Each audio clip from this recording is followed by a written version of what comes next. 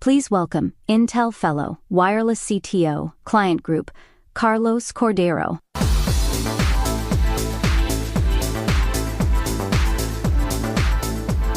Thank you.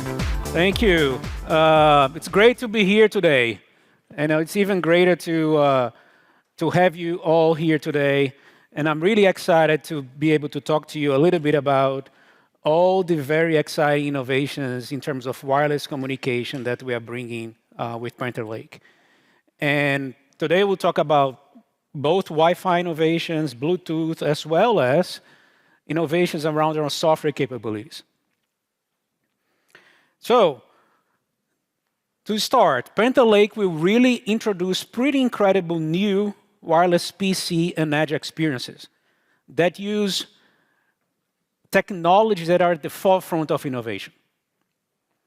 By integrating best-in-class hardware and software, we will enable a wide range of applications and experiences, including deterministic edge connectivity, enhanced reliability for remote or hybrid work, multi-user audio experiences, and responsive collaboration and gaming.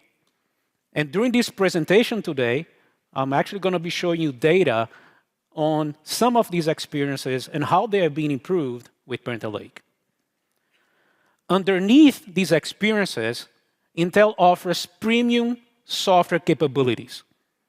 We are now launching Bluetooth Auracast with Panther Lake. The Intel Connectivity Performance Suite that improves the connectivity experience whether you're using Wi-Fi or Bluetooth by prioritizing traffic and selecting the best access point and so on. And finally, Intel Killer Networking, which is widely used for gaming. And then finally, all this goodness in terms of software and experiences, they rest on our premium hardware, which is a best-in-class hardware that supports Bluetooth 6, Wi-Fi 7, and Bluetooth Low Energy. Let's now talk about each of these innovations in each of these areas. So starting with the best-in-class capabilities that Intel provides. So Intel provides, this diagram here, there was a sync up on the slide. This diagram shows the integration of our connectivity into our DSoC. As you can see, the Wi-Fi and the Bluetooth is integrated into the DSoC. And we actually now introduce it with Panther Lake Dual Bluetooth, which, as we will show later, is going to provide greater range and higher reliability for Bluetooth applications. As the block diagram shows, the MAC is integrated onto the SoC, which saves die area on the module. The module is the one that you see on the right-hand side, the way you pick module. Decreases cost, improves the thermals, and enables us to launch unique features like dual Bluetooth, which we'll cover later today. Connecting the integrated part and the module, we have an interface, which we call STEP. That STEP interface is Intel's unique interface. And maybe asking yourself, why have we defined that interface between the module and the integrated SoC? Because for Wi-Fi 7, we need 11 gigabits per second data rate. And there is no other interface that is available in the market today that could offer those high speeds that we need for Wi-Fi 7 for integrated solutions.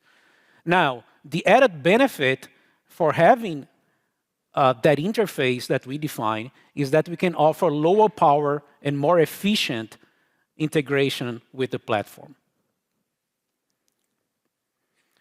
So let's now first talk about Wi-Fi 7 that we have support now in Panther Lake. This slide has a summary of the Wi-Fi 7 features that Intel supports in our product. They include support for the 60 gigahertz band. So if you're familiar with Wi-Fi, it today already supports 2.45, but the 60 gigahertz band is also available. So access points in this room here, they for sure support 2.405, and some of them may support 60 gigahertz as well. Intel's solution also supports 320 megahertz channels, which are twice the channel bandwidth that was available with Wi-Fi 6 and 6E.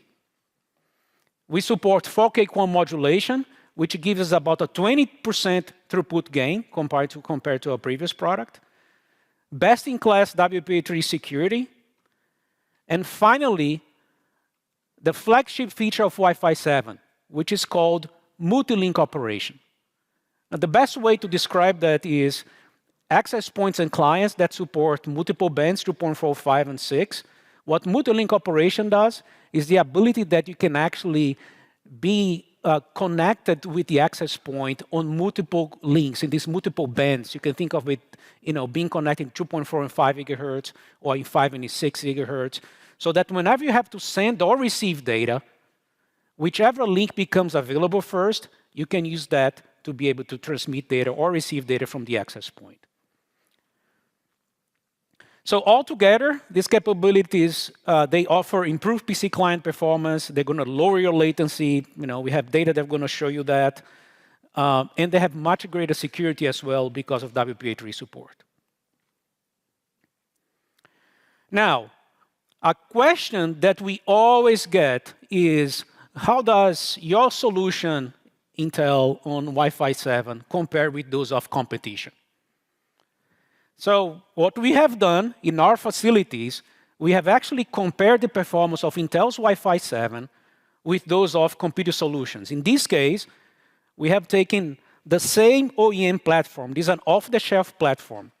And the only difference between these three platforms is that one uses an Intel Core Ultra with Intel's Wi-Fi 7. The other one uses a Snapdragon with Qualcomm's Wi-Fi 7. And the third platform uses an AMD model with MediaTek's Wi-Fi 7. The graph on the left side shows the receive performance on the client. The graph on the right side shows the transmit performance of the client. Well, as you can see from these results, we deliver a much better performance than MediaTek's, which is the orange bar, and Intel is the green bar. The reason for that is that MediaTek only offers a 160 megahertz solution, whereas we offer a 320 megahertz solution. So right off the bat, Intel has a much performing solution than MediaTek today in the market. Compared to Qualcomm, we also have consistent performance, especially as you go farther from the access point. And even more so in the uplink. That's what you see on the right-hand side. Now, this clearly shows that Intel offers the best solution for PCs. And the reason is that we take extreme care to extensively validate each PC platform to deliver the best wireless experience. Now, when it comes to Wi-Fi 7 performance in general, we also do a lot of work with engaging the industry to assess the performance of Wi-Fi 7. In this example here, we have collaborated with the Wireless Broadband Alliance, which is an organization that has comprised of hundreds of members, and Cable Labs, where we perform Wi-Fi 7 trial in a residential environment. These trials were performed in a 4,500 square feet home, where we just took commercial access points and Intel devices.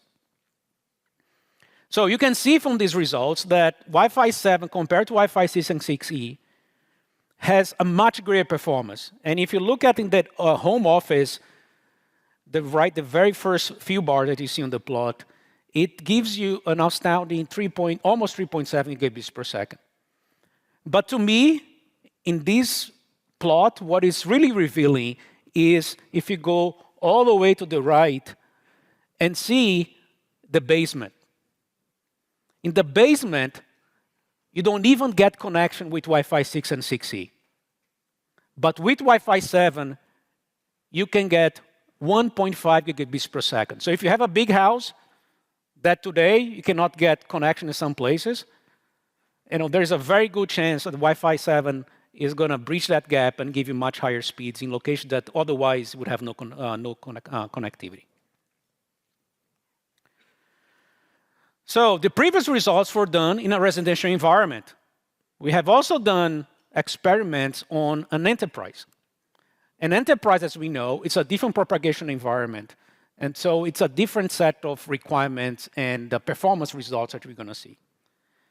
In these trials, we collaborated, again, with the Wireless Broadband Alliance, but in this case with AT&T and CommScope. Now, because these were enterprise environments which have much denser deployment of access points, the channel bandwidth that we have used in this case is 160 megahertz instead of the maximum 320 megahertz. That allows you essentially to maximize the number of access points you can deploy in a location. Well, but the results, they're similar in the sense that for both the downlink, which what you see on the left side, the downlink throughput, and on the right side, which is the uplink throughput, you see a much greater performance of Wi-Fi 7 compared to Wi-Fi 6 and 6E. Both taken together, the residential and the enterprise results just show that Wi-Fi 7 is really the best solution today that anyone can deploy in any residence or enterprise setting. Now, for the first time in Panther Lake, we are releasing what we call Wi-Fi 7 Release 2 capabilities. These are new capabilities that have not yet been made available through our certification, like from the Wi-Fi Alliance, for example, but they are already going to be rolling out as part of Lunar Lake. The 4 capabilities are multi-link reconfiguration, restricted TWT, where TWT stands for target wake time. We'll talk about each one of these in the next few slides. Single link eMLSR, but eMLSR stands for Enhanced Multi-Link Single Radio, and peer-to-peer channel coordination, which allows coordination between access points and clients, and we'll have some slide on that as well. So let's start with multi-link reconfiguration. So let me use for these 4 features, I want to use an example. The example of this conference room here where so many people have phones and laptops, they're all using the Wi-Fi network. The access point supports 2.45 gigahertz and maybe the 6 gigahertz band. Your laptops are getting connected with your phones. Now, if you support multi-link, essentially means that you may be using 2.45, and with multi-link, you can actually be dynamically switching in the order of microseconds between the 2.45 and 6 gigahertz band. Now, when it's going to be late at night in this location, there's going to be no one here. But the access points, that there are many here, they're still going to be active with all those 3 radios. And by being active, they're essentially going to be burning power, right? Using energy. What multi-link reconfiguration does, it allows the access point to essentially identify which bandwidth, which link, which band, for example. In this example, what we are showing here is if the 5 gigahertz band is underutilized, you can essentially move the clients from the 2.4 gigahertz to the 5 gigahertz, and you can turn off the 2.4 gigahertz radio. And by doing so, save power. So what this capability is going to allow you is the access points and clients to coordinate and being able to move clients around in order to either turn on or turn off radios to be able to save power. The next feature is called restricted TWT. And again, TWT is for target wake time. Again, using the example of this conference room, let's imagine that someone is maybe doing if you can actually do a voice over IP call here that's using Wi-Fi, or if you have some critical traffic, some video call. What this does is that allows the client and the access point to negotiate and to reserve time on the channel that the client knows that's going to be dedicated to that client for its own transmissions. So the idea is that you can reserve channel time, because today, by the way, with Wi-Fi, the way it works is clients have to compete for access to the medium. So if you have a high priority traffic to send, there may be a case where you wanted to send data, but the channel is busy and you have to miss your deadline, and and your voice calls, they end up being disrupted, and so will your video. With this, you can reserve. You're going to have a time dedicated for that communication that nobody else will use. The next feature is, it's a complicated name, right? Single link eMLSR. Again, eMLSR stands for Enhanced Multi-Link Single Radio. Let me explain what eMLSR is first so that we can understand this feature. Again, coming back to the example of this conference room, your laptops, they have two antennas, right? It's usually what we call a 2x2 device. You have two antennas on the laptop, and we use them in the form of MIMO, so that gives us better performance to talk to the access point. But what we are doing now with multi-link operation is a very smart use of those antennas. What we're actually doing is that we are now placing one antenna in one link, in one band, say in the 2.4 gigahertz band, and another one in the 5 gigahertz band. So why do we do that? Because it goes contrary to the MIMO concept, because now you're losing capacity, because now you have one antenna on each band. The reason you do it is because that gives you more multiplexing capacity now. So if the 5 gigahertz band is busy, but the 2.4 isn't, I can trigger the client in the 2.4 gigahertz band, and very quickly, in the order of microseconds, I can reconfigure my device to go from a 1x1 to a 2x2. I can basically move that antenna to the 2.4 gigahertz band. So I can essentially tune my antenna to different bands, and by doing so, increase capacity and get better performance. Now, the downside of doing this is that you have to leave these two antennas active all the time. So one can say, well, if I'm running out of battery, I don't want to have to turn on these two antennas at the same time. The other downside is, many times Bluetooth is used in the platform at the same time as Wi-Fi, and they can share antennas. So if you want to do a Bluetooth connection that you need to use one of the antennas, you cannot be having these two antennas tuned in different bands. Single link eMLSR allows you to signal the access point. Look, right now, I'm not going to use this antenna. If you want to talk to me, you're going to talk to me in this mode, in just one antenna. Whenever you trigger me, I'm going to try to use that second antenna. But if I'm busy doing Bluetooth, for example, maybe I may not be able to. But if that antenna is just in power save, I can go into a 2x2 mode and then use it to use it for the transmission or reception of Wi-Fi traffic. And then finally, peer-to-peer channel coordination. If one of your, I know you cannot take pictures here, but if you have pictures on your phone and you want to transfer these pictures to your laptop, that transfer of pictures to your laptop, they don't have to go to the access point. This is something that your phone can transfer to your laptop without going to the access point. In that case, that channel that you are using between the laptop and the phone can cause interference with the access point, because they may be using the same channel. And in fact, by the way, this happens all the time.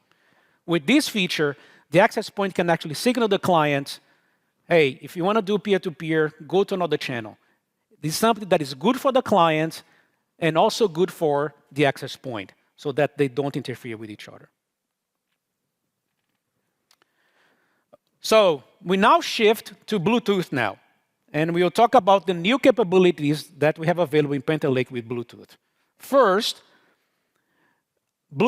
Panther Lake supports Bluetooth LE audio, which will enable new experiences in terms of multi-stream audio, true wireless stereo, and also improved headset switching. Now, the main feature that we are introducing in Panther Lake now in the realm of Bluetooth is Auracast. How many of you, whenever you have your headsets connected to your PC and you want to have someone listen to what you're listening, you actually have to take your earpiece off and give it to someone and say, look, this is what you have to, this is the only way you can listen, right? Everybody gets an earpiece. This is going to be something of the past now. With Auracast, that's going to be available in Panther Lake, you're going to be able to have more than one user connected with their headset to their PC. So if you want two people to watch a movie on your PC, you're going to be able to do that with Panther Lake.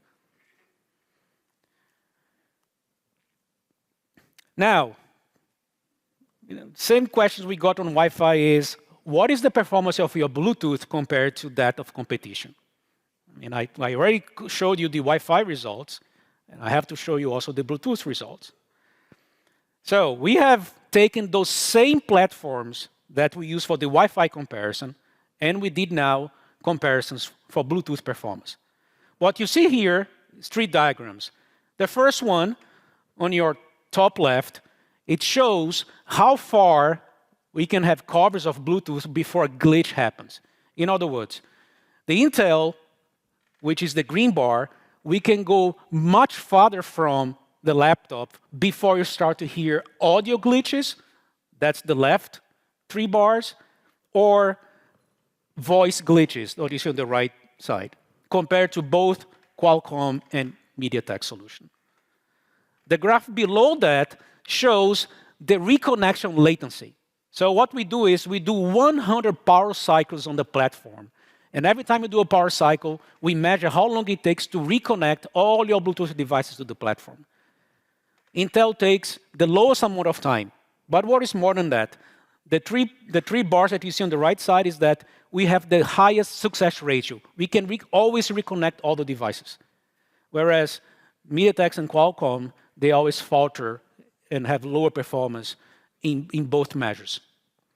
And then finally, the Morse score, right? This is a measure of the audio quality. And Intel offers the highest Morse score compared to Qualcomm's and MediaTek solution. Another feature that we are introducing with Panther Lake is one called channel sounding. So imagine, if you have Bluetooth in your watch, and you want to come close to your laptop, you want to automatically unlock your laptop because you're close to it. Or if you want to walk away from your laptop, automatically locks your laptop. What channel sounding does is essentially a feature that allows you to measure range between 2 Bluetooth devices. The core technology that we are using to implement channel sounding, there are 2. One is based on round-trip time. You're just sending a signal, and the other side, the other device is responding, sending another signal as fast as it can. So we measure the time, how long it took. We know that, physics, that the signal travels at the speed of light, and then we can calculate the range. This is a good solution. We use it, but it can be made more robust. So the second technology is called the phase-based ranging. We can also use the phase offset between the signal that you transmit between devices, and we look at the phase between the 2 signals that you're transmitting and the one that you're receiving, and the distance is proportional to the phase. The larger the phase, is going to be larger the distance. And essentially what we do in our implementation is that we use the round-trip time, the phase-based ranging, to get better accuracy. We can get down to 10 centimeters accuracy by using Bluetooth to do distance measurement. And all this is done in a completely secure manner.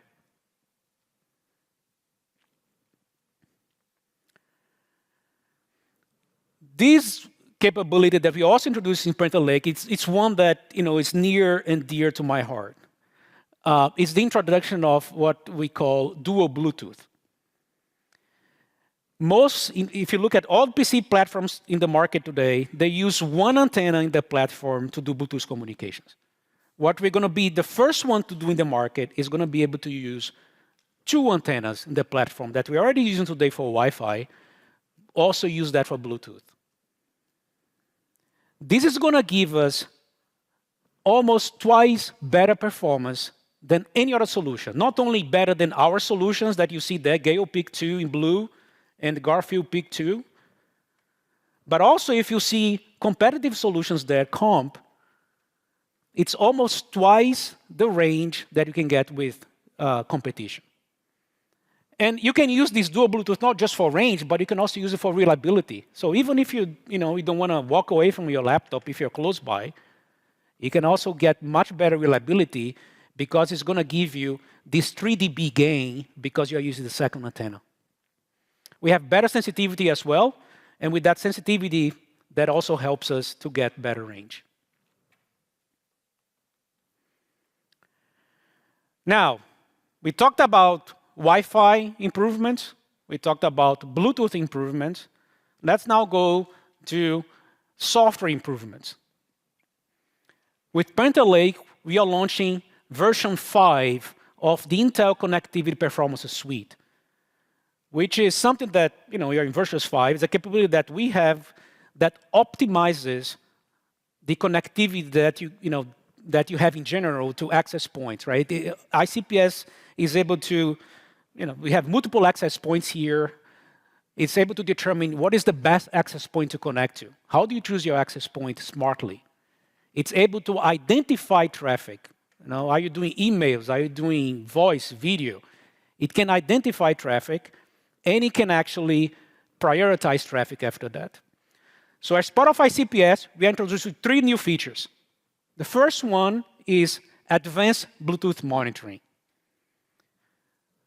So we can see all the devices that we are connected to now in the laptop. So sometimes you collect mice, keyboard, you have multiple headset devices. That information is typically not available either to the user in one place, or it's not available even over telemetry to IT. With this capability now, all that information is going to be extracted, and you're going to be able to see all the Bluetooth devices that are connected to your laptop. You're going to be able to see the quality of the audio that they are receiving. So IT can see, for example, well, these employees using a device that is not providing good audio quality, so we should replace it. All that now is going to be available now through ICPS. The next one is we also have quality of servicing enhancements with Panther Lake and ICPS. We now have the ability for the client to negotiate with the access point quality of service. So if I have some critical traffic in my platform now, whatever that may be, again, a voice or a video, we have been working with AP vendors to make sure that we can have this two-way negotiation, that the access point now is going to help the client to be able to get access to the channel on time. So that from a user perspective, you're going to have the best experience because your data is always going to be sent at the right time. And then finally, the third capability is called AR-aware quality of service. And this one I wanted to talk to you in more details because I think it's something quite exciting. So, what is AR-aware quality of service? With ICPS 5 now, we are introducing the capability that ICPS can identify and prioritize AI workloads. So we know the importance of AI, and Intel is heavily invested in the AI PC. We can now prioritize traffic of Copilot, ChatGPT, any image generation software that you are using on the client. By prioritizing the traffic, well, more difficult than prioritize, as a matter of fact, is even identifying that you actually have in those applications running. That's actually the secret, because once you identify, you can tag packets, and then you can prioritize them. But by doing so, and you can see this is results from using ChatGPT, and we have actually prioritized ChatGPT traffic. We can get about 35% reduced round-trip time, time to first byte reduced by 15%, TCP connection latency reduced by almost 25%, and the SSL handshake reduced by almost 35%. This is quite significant, but what we can do now with ICPS and AI. So, what does it all mean for you? What are the key messages that I want you to take away from this presentation? I hope I have convinced you that Panther Lake has the best-in-class wireless for PCs. We have the best Wi-Fi performance, we have the best Bluetooth performance, and we have all the software ingredients that offer you the best experience. So what I usually like to say is that what Panther Lake is offering is not just fast connectivity. It's a more reliable connectivity, longer range, smarter, safer, and built for the demands of tomorrow. Thank you very much.